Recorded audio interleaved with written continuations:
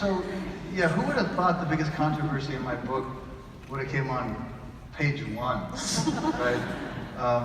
But it's true, you know, and I think that's part of why I wrote my book. You know, I made a deal with the publishing house, but I didn't accept it as far as the transaction. I said, let me just go through this process. I'll invest in it myself because I wanted to understand my life, and I wanted to understand it through a literary lens, and I wanted to see if there's merits. Would somebody be better off reading this book? I didn't want it to be a book that made them understand me better. I wanted this to be a book that if somebody read, that just quite possibly they might be able to understand themselves better. And that was my hope, and I went through a 2.5-year process in writing it, only to discover just how much I hated what I did for so much of my career. And when you start to unpack all that, it really does go back to your childhood. I mean, I was the youngest of 4, and my father came from Iran, didn't speak a word of English, boxed in 2 Olympics, was a fighter by nature, and he saw tennis as the fastest road to the American dream. And I saw what tennis did to my siblings and to the tone in the house. To if we had a good meal or a bad meal, it was based on performance, and I resented it. You know, I was sort of the last hope and really the one with the only chance. And you know, my father used to introduce me as the future #1 tennis player in the world. So there was no real choice in our home. You know, it was pretty simple. Wake up, play tennis, brush your teeth, and we do it in that order. It's just the way it's going to work. And I think that intensity really started a deep resentment, and not just resentment, but also a disconnect. You know, when a child doesn't understand cause and effect, but they live with the reality of the effect,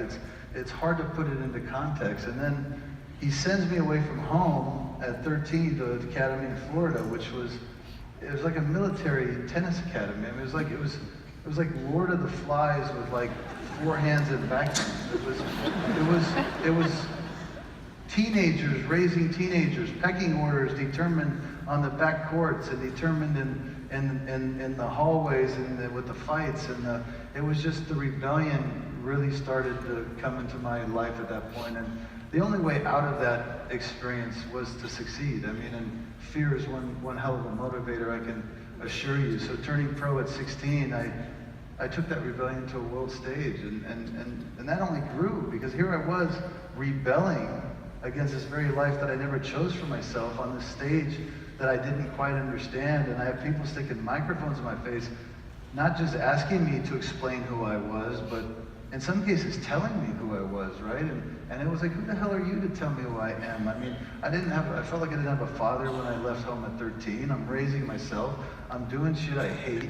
And you're trying to tell me, you know, that I had no context and no perspective. And so I think that intensity just grew. And the only thing that I thought would ease that pressure was winning. You know, I think we all kind of look at life somehow that way. And it's why I turned over my book to the world, because we all share, you know, while different experiences, the same journey. We all deal with pressures. We all deal with failures, successes, you know, ownership of our life. And, you know, did we really choose our life? You know, have we really chosen it? I mean, what our strengths and weaknesses are, how we're nurtured, how we're, you know, none of that is really our choice. So that disconnect on a tennis court was something that I wasn't scared to let people know, you know, I felt. And every time I won something, I was let in on this dirty little secret, you know, that it changes nothing, you know. And then getting to #1 was going to be it. That's it. Once I just get to #1, I'll be done with this madness, and it'll be, you know, things will make sense. And at 24 years old, you know, going on 25, Monday's coming around. I just beaten Sampras in the finals of a tournament. We flew off the Davis Cup in Italy together to play against the Italians, who are throwing coins at me and spitting on me as I slide to the side trying to beat. And it's like that Monday, the rankings come out, and I'm #1 in the world, and I get a call from, like, you know, a friend that just says, did you see the rankings? Like, you're #1. It's like, I remember being alone in this little town in Italy, you know, being spit on and throwing coins back on. I'm #1. Wow. I certainly wasn't treated that way today, you know, and I felt nothing. And I think that moment was the start of a pretty significant demise in my life. I want to talk about the rise, the fall, and the rise, but I want you to share a story that we talked about a moment ago backstage.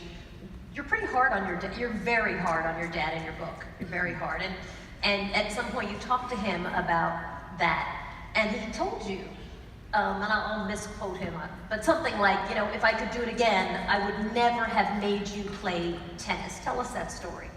Well, let me first say this, that I was hard on a lot of things in my book because I wrote it in present tense, but I was hardest on myself.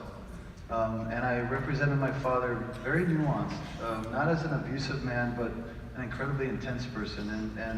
And you know, and it took me a while to reconcile that reality with my father. It took a long time, and I did. It gets to a point in life where you stop wanting to be understood and you start trying to understand, and compassion wins the day if you make a lot of good decisions in your life. And I remember when my book was coming out, and you know, I just was like, he didn't want to be part of the process. I wanted him to be part of the process, and he's like, why the hell do I want to be? That's your life, right? What the hell you want to write? And it's like, okay, so he wasn't part of the process. And then here it is, the book's coming out, and a more sort of, I don't know, say unsophisticated reader might perceive him in a pretty difficult light, and I wanted him to be prepared for that.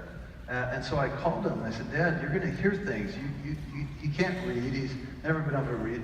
You know, but you're going to hear things on the news, and when you hear these things, I said, I want you to hear it from me first. I just at least allow me to tell you what I wrote and why I wrote it. And he said to me, you know, Andre, I'm 80 years old. What the hell do you think people are going to say that I'm really going to care about? And I said, okay, fair enough, but maybe we should talk. He goes, let me tell you something. And so I find myself in a familiar dynamic, and okay, tell me what I need to know now at this stage of my life. And he says, if I could change anything, historically speaking, I would change only one thing, right? And I'm driving in the car, and he's on speaker, and I'm going, is this my father who's talking? Like he's about to admit regret and say he was wrong and tell me exactly why, you know, he was the way he was and what he wished he was that he wasn't, or what it wasn't that he is. And I'm going, my head starts spinning. I'm getting a car accident. So I pull over on the side of the road, and I brace myself for what he's going to tell me. I said, what is it, Dad? He said, if I could do it all over again, I wouldn't let you play tennis. I said, okay. So I'm thinking to myself, so you're just going to control me a different way. I got it. Why not? And he goes, baseball or golf?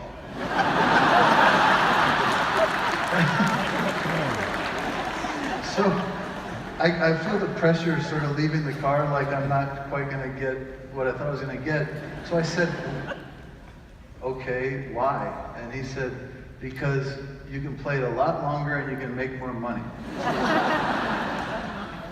So that's, you know. Back to him being very intense. That's my dad in a hurry right there. Deconstruct for me